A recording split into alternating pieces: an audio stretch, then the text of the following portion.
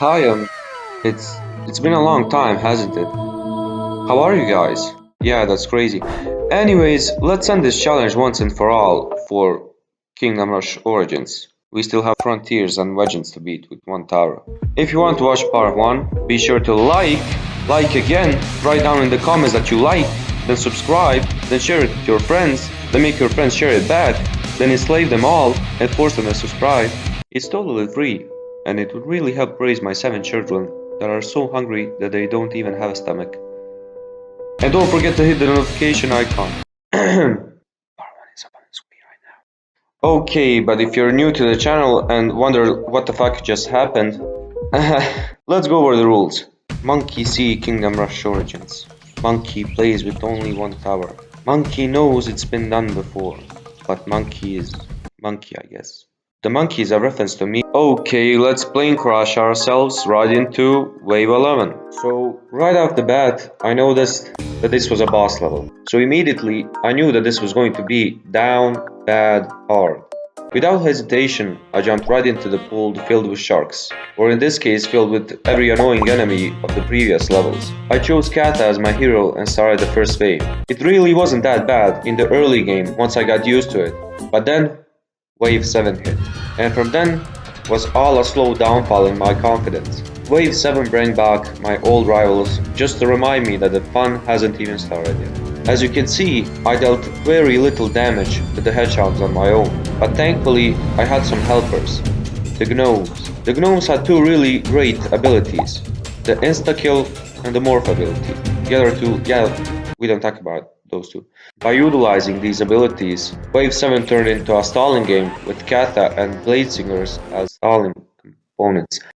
From Wave 7, every other wave was slightly harder in his own way, whether that be in the volume of enemies or in volume of enemies. The point is, they were hard, okay? You get used to them after millions of playthroughs, but there was a few exceptions. Wave 12, which was basically Wave 7, on steroids. However you plan to beat this wave, it never goes to the plan because there's so much RNG on whether the insta-kill lands on a Bandersnatch or on a rooftop in fucking Bangladesh. And would you look at that? Wave 13, the hardest wave, is right after the second hardest wave in the level. So if you mess up on this one, you're basically screwed. Oops, spoiler alert, Wave 13 was hell on earth. What do you guys think is the worst combination of enemies? Tough enemies with army of weak ones behind them, boosted swarms of flying and ground enemies, or swarms of tough enemies alongside ones that insta-kill soldiers alongside swarms of weak enemies that explode on them? Well, here's your answer. See that gray over there? That's me in real life right now. This wave was also very reliant on RNG on the wave before with insta-kills on hedgehogs. You had to play every previous wave as efficiently as possible to give yourself more time to prepare for this one. But with careful microing and a little bit of luck, we find ourselves at the end of the wave alive. After this wave, there were really no other threats except the boss. And it was excruciating to say the least. Every loss meant that I had to replay the level and do exactly the same as previous or better just to get to the boss. Thankfully, I saw the problem immediately. But I just wanted to ask, why the fuck does she spawn a literal army of Avengers in the third phase? Do you see, woman, that I have virtually no defenses? But I digress. The problem was that I wasn't dealing enough damage to her in the last phase, because the enormous amounts of Avengers cockblocked my tower. So at last, the Archer Tower makes its awaited return. Arcane Archers are back, baby, and they're angry. Of course, it didn't work the first time, it never does, but after a few more playthroughs, the boss finally falls and the suffering is over once more. Level 12 surprised me of how easy it was. Not really sure if the level was actually easy, or if my 7th gaming sense kicked in. But anyways, from now on, I began to feel comfortable with Bravebark. I never used him much before, but this challenge really opened my eyes to it. Wow, this sounded so unnecessary sexual. Level 13 was even more easier. I mean seriously, we had one extra tower, 2 dragons, and infinite money. How can you possibly screw that up? Well, I mean twice. You can't screw that up twice. Fine, I may have lost 2 times, but I was still getting familiar with Greybark. And to be honest, he quickly became my favorite hero of this challenge. He can teleport. It's Morbin time. He's easy to micro, plus, my boy's a tree. Now we get to the finale, the grand scheme of things. The ultimate culmination of skill and luck into a one last final stretch. Just to tell a bit of backstory to this level, this is the level that introduces all enemies of the mini-campaign, including poisonous spiders, arachnomancers, driders, and recalls every other previous enemy from past few levels. It is very similar to Unzili Court in difficulty, but it raises the bar noticeably in wave and map design. More paths, more stronger enemies, faster waves, and less room for error. And I took that personally. Bravebark was the hero. And believe me, I tried everyone, even Dinas. Yeah, King Dinas. So you can already see the first signs of madness occur. The first wave I struggled a lot with was wave 10. I couldn't prepare myself enough for it because the previous waves were hard as well. And almost every other wave before wave 10 was potentially an FUTGF wave if not played correctly.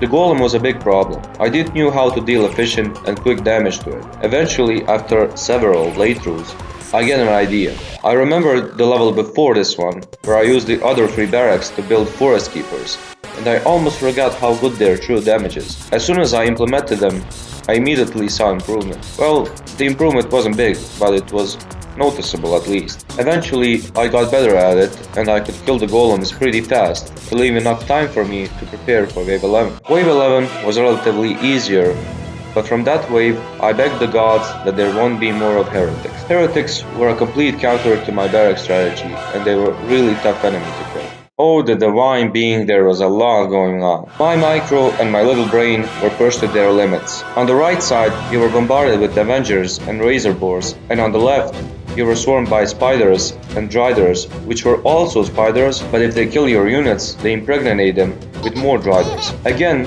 trial and error had taken their course, only to make me remember forest keepers again. Well, if that wasn't bad, let's see what we have left for wave 30, after draining all of our resources into wave 12. Well, if you haven't figured it out already, the answer was nothing. So yet again, the journey begins.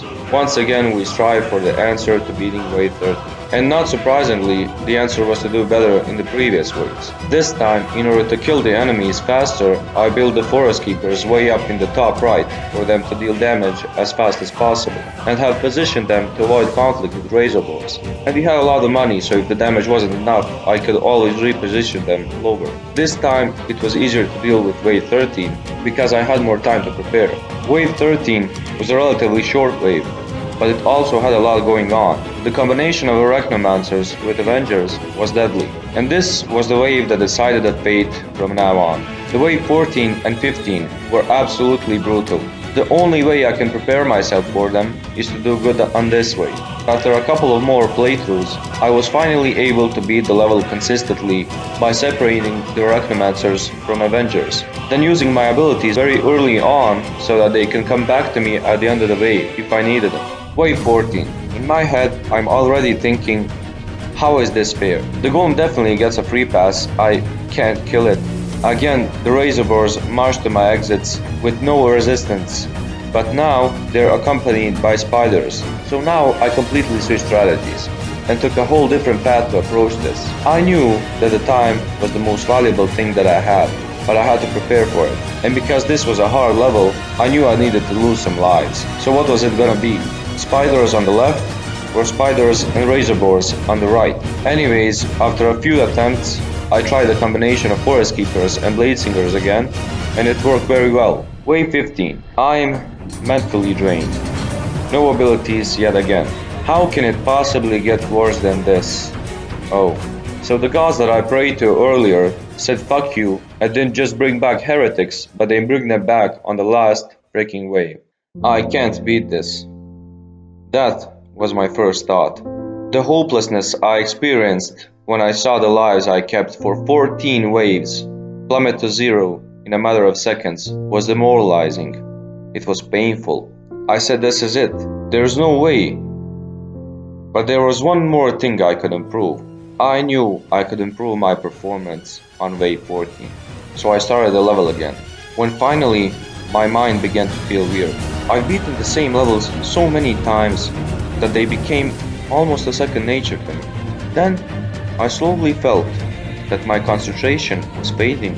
When it finally went completely into the legendary state, I was in the flow.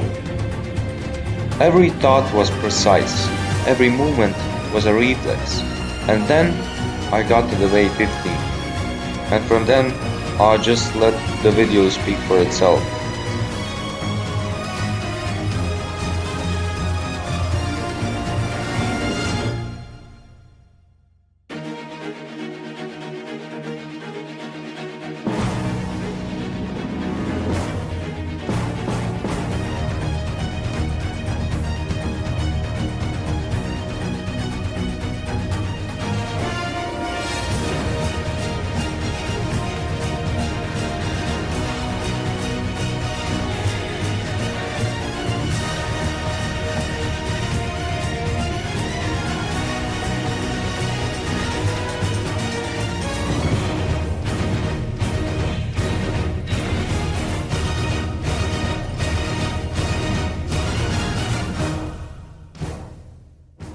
Oh my God.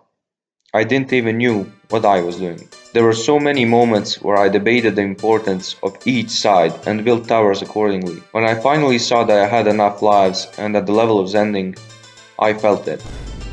I felt the taste of victory. And that's when I snapped out of it. Now the challenge is pretty much over. I had access to every hero, I've been through the worst.